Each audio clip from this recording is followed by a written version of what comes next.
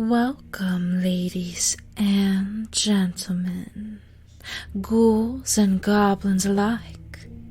This is your host, Lady Adenum, and ooh, don't I have a little treat for you all. Do slow down. You don't want to choke to death. Tonight, as the undead walk among us, and Dracula's descendants fill the dark skies under the moonlight above us, I will spin you 3 chilling tales from Japan, perhaps tales you have yet to hear. So come hither, darlings, grab tightly to your britches, and grab a hold on your souls tonight. The ghouls are out and just want to have fun, full of frights.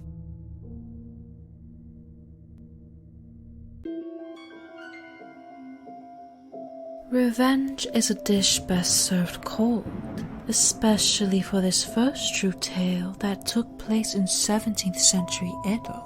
It's the story of Oyewa, also known as the Lantern Ghost, and it is rumored that her onryo still haunts the places she lived as well as those who perform her story.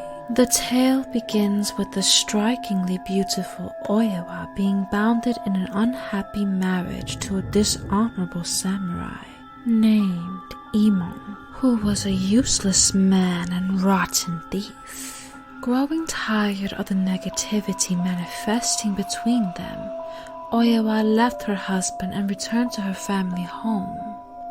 Imon pursued after her, but Oyewa's father, Yotsuya Semon, stopped him when they crossed paths.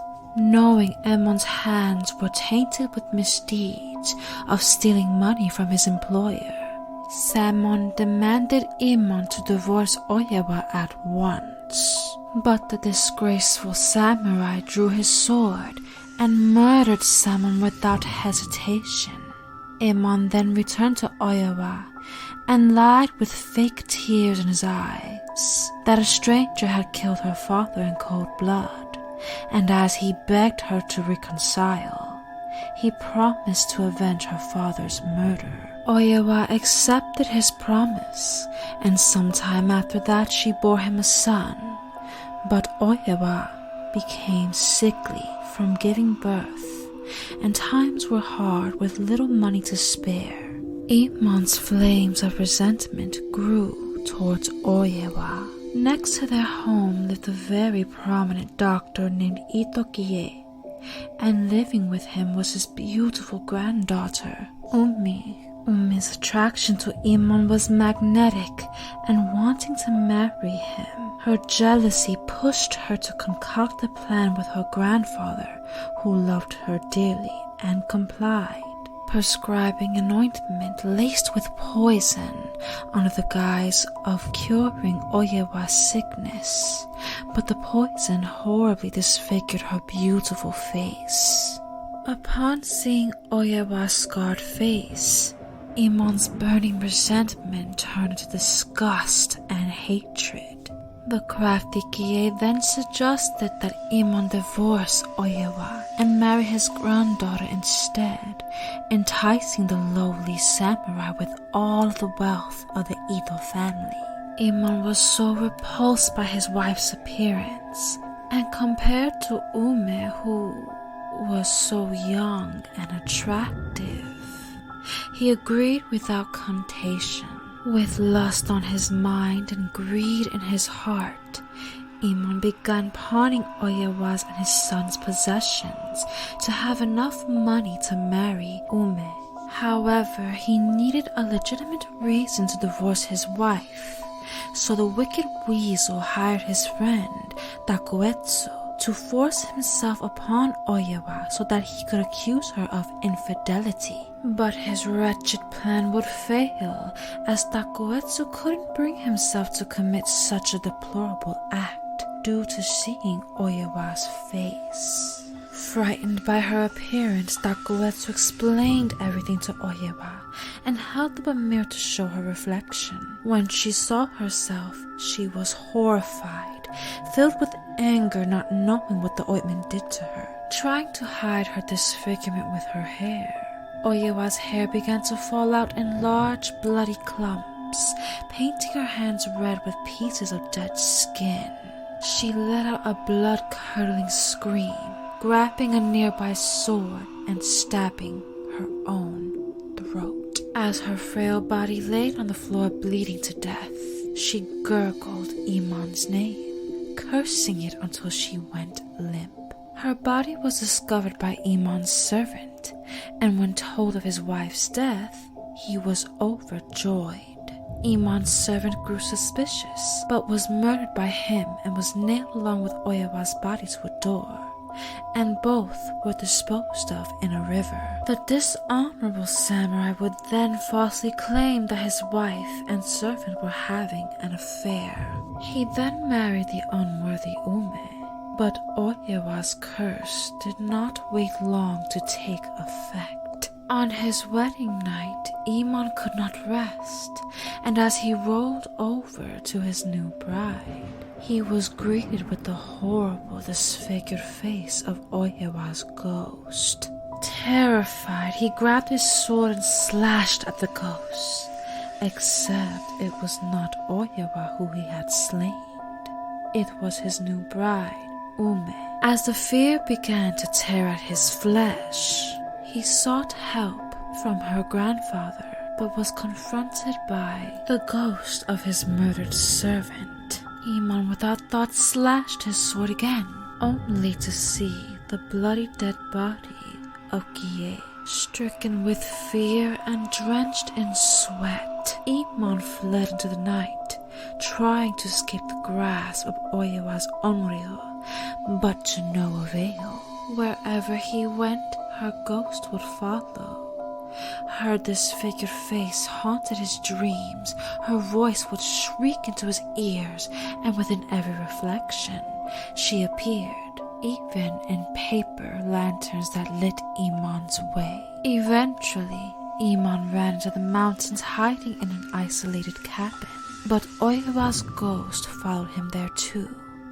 Unable to escape her haunting presence, Iman could no longer tell nightmare from reality, and consumed by guilt, descended into the hell of madness.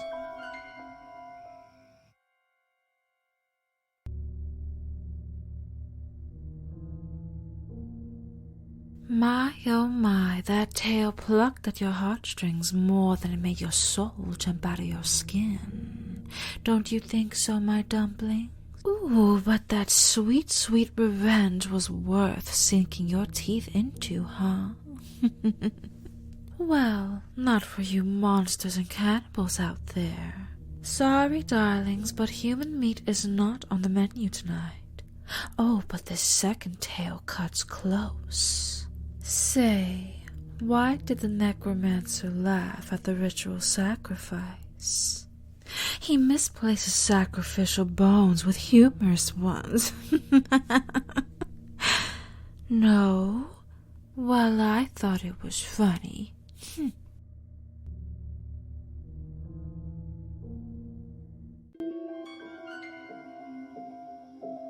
If walls could talk, you'd be surprised by the grisly stories they would tell, especially the walls and foundation of the Maruka Castle, and many buildings in Japan during the 17th century. The practice of itobashira, which is a cultural practice of human sacrifice, was done as a prayer to Shinto gods.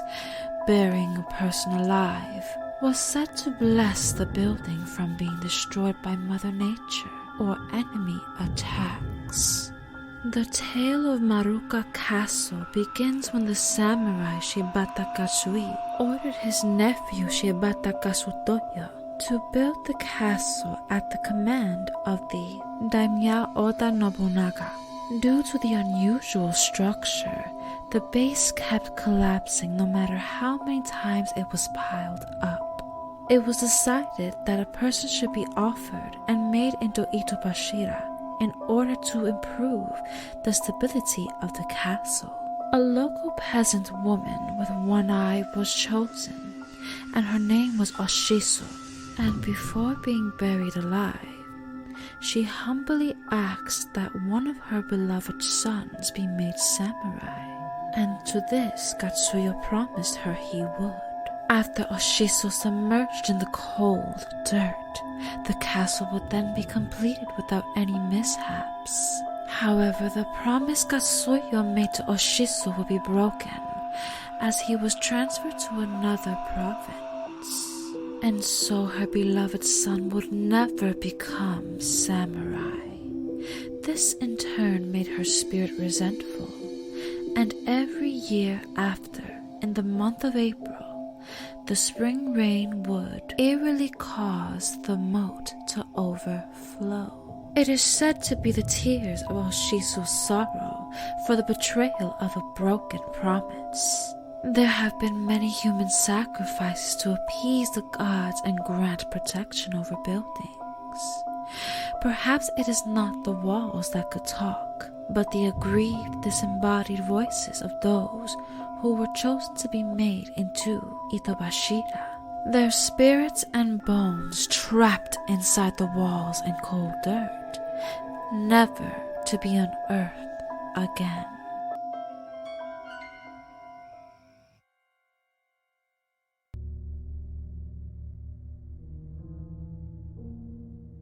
Oh, is it me, or does it feel like the walls are closing in?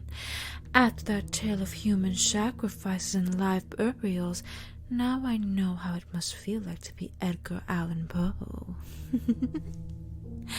But unlike those resting in dirty darkness, there is one more tale to unearth.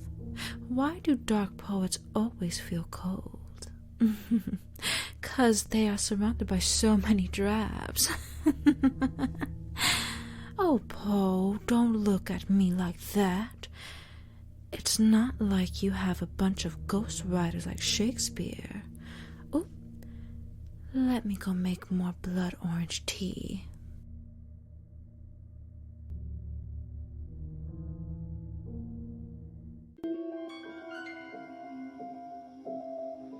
They say sticks and stones will break your bones, but words will never hurt you. What if they can kill you?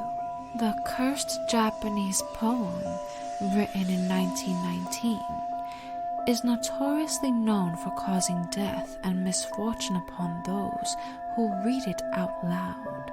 It is called Domino's Hell, written by the famous Japanese poet Saiyo Yasu, and was a part of his 27th poetry collection called Sakin.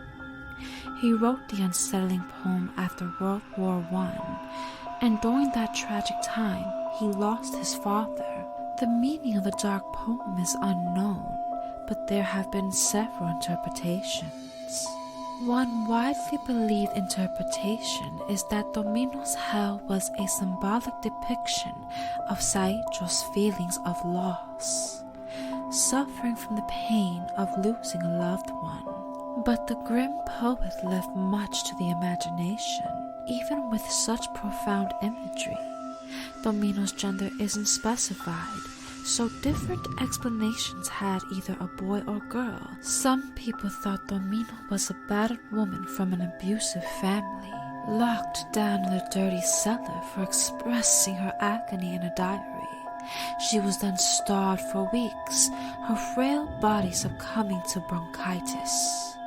Another tale depicts a girl who murdered her parents in cold blood, and then she was dragged to Mugen Jigoku, the lowest of hells, reliving her torment for an eternity. The dreadful tale of the boy version is said to be a portrayal of his eternal hell for an unknown crime, reliving the pain of flickering, blistering flames and sharp, bloodied needles ready to penetrate his skin over and over again. Regardless the true meaning, many have claimed the wretched poem had caused headaches, illness, and death if read aloud. The famous director, Shuji Tarayama, took inspiration from the poem creating the movie Dene Inonoshisu, and it was said later that he met his demise from the curse.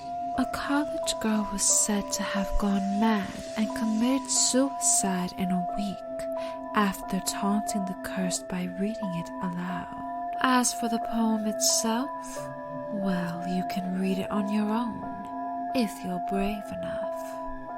The power of words alone can indeed take your breath away.